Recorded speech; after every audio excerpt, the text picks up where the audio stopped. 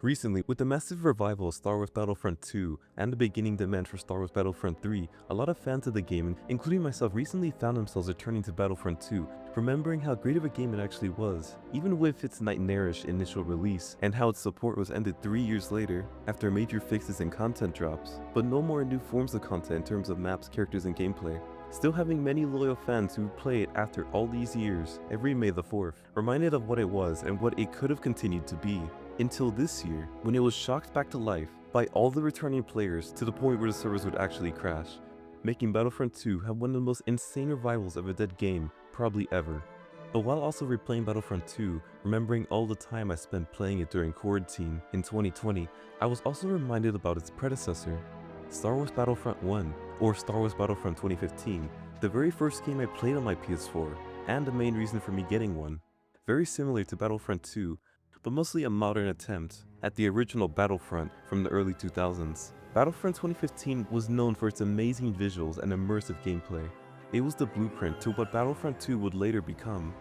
So one day, when I was done playing a 3-hour-long Supremacy match on Battlefront 2, I decided to revisit Battlefront 2015, the game that I used to spend hundreds of hours on, and remember what it was like after nearly a decade.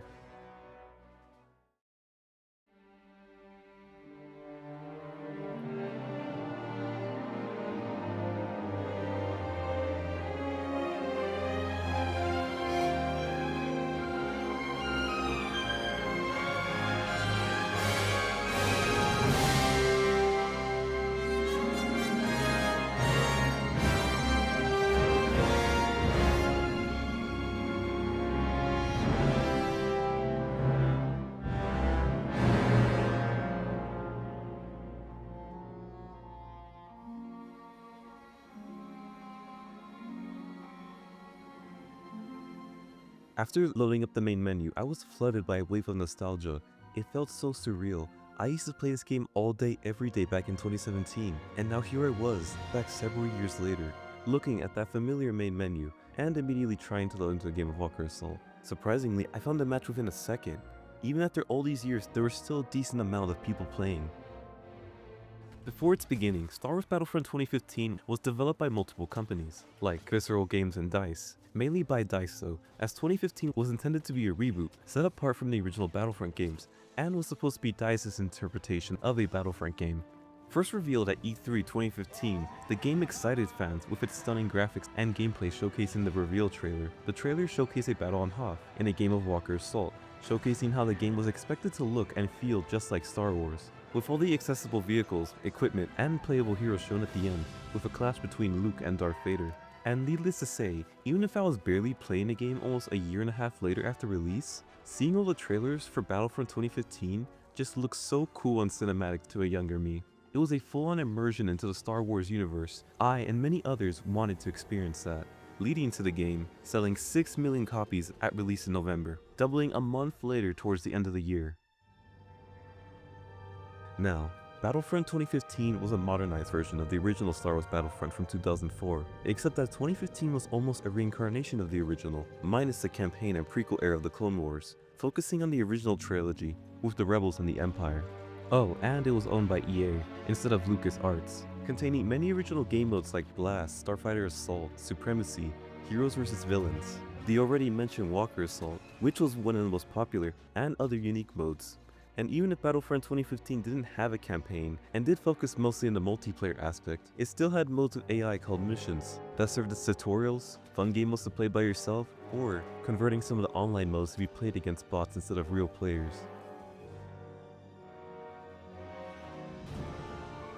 One of 2015's major criticisms though, was the lack of content. Yes, there were DLCs that would eventually release featuring major events during the original films, which had new heroes, modes, and star cards, but a lot of the fanbase didn't like they had to pay to get the new content, which does sound fair, but then again, it's EA, who made the game, which is why the quote-unquote DLCs made the fanbase mad, since it should just be free new content, and not something you have to pay for, since apparently, those who didn't want to pay for new content ended up just continuing to play what was already in the game, leading to repetition and eventually boredom. However, it does make sense for that to be one of the major criticisms, since the lack of content was really getting to people. But regardless, I still think Battlefront 2015 was one of the best Star Wars games. I don't know about y'all, but I got the DLCs and did play them, but still found myself going back to playing regular Walker Assault. I don't know why, but I just love playing that mode. It was also the same with other modes like HVV and Hero Hunt. Star Wars Battlefront 2015 was never repetitive to me, which is probably why I enjoyed it so much. In terms of actual gameplay, 2015 was very different compared to the now Battlefront 2. When I tell you 2015 was way simpler, I mean it was way simpler. There were no classes present, just star cards giving you different equipment, allowing you to create your own class, and different blasters that you could buy, equip, and use in whatever mode you played. In some cases though, specific cards and blasters were only obtainable through hot contracts. This was a part of the game that had you complete quests in order to unlock unique or DLC related equipment. After earning credits for playing the various modes based on how well you performed, something Battlefront 2 would not implement at its release. Focusing on achieving the main objective of whatever mode you played while getting lots of kills in the process, having these little tokens that you can pick up that could give you various tools like rocket launchers, attack droids, card refreshes, and much more. These tokens were the way to provide an edge to whoever found and picked them up, kinda like how there are different troops in Battlefront 2, but not just providing new weapons, there also being other kinds of tokens that could give you control of a walker or a ship, also being the only way you could become a hero as well. Yeah, since there is no point system and just tokens, the only way to become a hero was through a hero pickup. However, finding the elusive hero pickup was the equivalent of winning the lottery, due to how rare it was to actually spawn in, let alone find one that hasn't already been picked up by one of your teammates. Having a hero to help in completing the objective you were focusing on was always a major tipping point, since heroes can one-shot everyone, except other heroes, and I honestly forgot this when coming back to the game. I was so used to making sure I completely drained the health bars of enemies in Battlefront 2, I often found myself confused on how I just cleared an entire objective with little to no effort. Another example of 2015's simplicity. You want to know something weird though? Even with 2015 simplicity, it's pretty difficult to get kills. No, I'm not saying that because skill issue, but I mean because of all the advantages of the star cards everyone has equipped. Some are very powerful in either saving your life or taking others. I'm saying this because I noticed that I did better in Battlefront 2, averaging around 30 to 40 kills or higher, while in Battlefront 2015, you would be lucky to even get close to or past 20 kills. Believe it or not, even if you were close to or top of the leaderboard, you would still have a lot of deaths. Just take a look at this game I played of Walker Assault. The only way of getting a lot of kills and little to no deaths is if you were a hero playing extremely smart or sniping from a place people couldn't reach you the entire time, or just playing as Bosk. But then again, this could just be how Walker Assault actually is.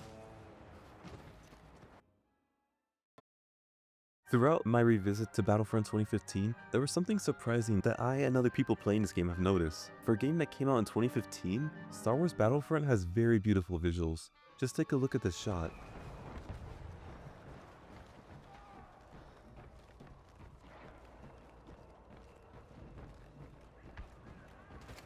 Now compare this to what games look like today, an entire decade later, with more advanced tools like Unreal Engine. Kinda sad how most games from the 2010s look a lot better than what is created today, not to mention the games are actually good. But back to what I was saying, Battlefront 2015's visuals are just amazing. The visuals were one of the main aspects that helped make you feel like you were really in the Star Wars universe, and turns out they used this unique technique called photogrammetry to make it look this good.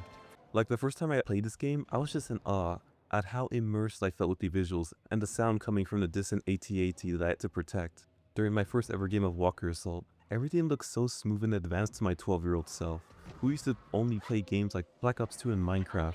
By far, one of the best aspects of Battlefront 2015. While Battlefront 2015 does look like, and is a good game, it has a very well-known track record of famous glitches, bugs, and OP heroes on release. Crazy ragdolls from characters after dying, using the rolling mechanic to send yourself flying, and very rarely having multiple heroes in one game mode. I remember this happened to me twice, where I joined a match, and there was every hero in the game in one match of Walker Assault. For some reason the game glitched, or maybe there was a cheater who was causing hero pickups to continuously spawn. Even after every hero was present, hero pickups were still spawning, but I wasn't able to choose one since all of them were taken. But there was one glitch in all of Battlefront 2015's history that was probably one of the most insane and well-known.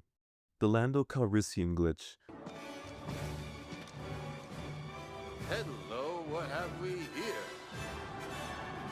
Since the game only takes place in the originals, and people wanted more heroes besides Luke Skywalker and Darth Vader, other obviously famous characters like Nien Nunb, Lando Calrissian, Dengar, and more were made to be heroes.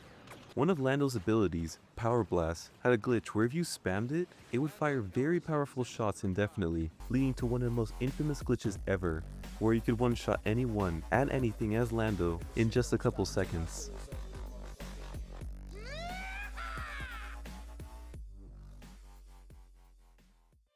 To sum it up, Star Wars Battlefront 2015 is one of the best games in the Star Wars franchise. It did have its flaws and wasn't completely perfect, but it excelled in making you feel like you were really in the Star Wars universe. The gameplay to me is just so simple and recognizable, with that amount of freedom you can have in creating your own class, with the hundreds of star cards you can earn from just playing the game. My nostalgic revisit to the game to make this video just made me remember that period of time when Battlefront 2015 was what the community played before Battlefront 2, having all the montages and funny moments that I used to watch as a kid. There aren't many players left in 2015, but it still has some who are enjoying and playing for fun, or to simply re-embrace the nostalgia. Battlefront 2015 laid the groundwork for what would eventually become Battlefront 2, taking the core gameplay, visuals, immersion, and player feedback to create one of the best Star Wars games to date. Well, at least a bit after its launch. After everything though, for many, including myself, Battlefront 2015 was a game that defined a generation of Star Wars fans. Its simplicity and legacy helped shape the community that still stands today. Maybe not within 2015, but in what remains and lives on in Star Wars Battlefront 2.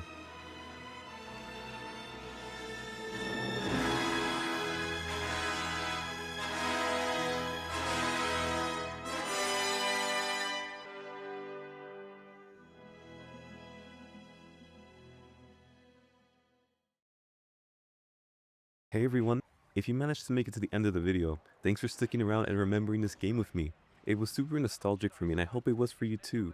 I plan on making more videos like this, so if you want more, then like and subscribe. Well, thanks for watching. No, seriously, it means a lot to me. My name is Solar Flare, and I'll see you guys next time.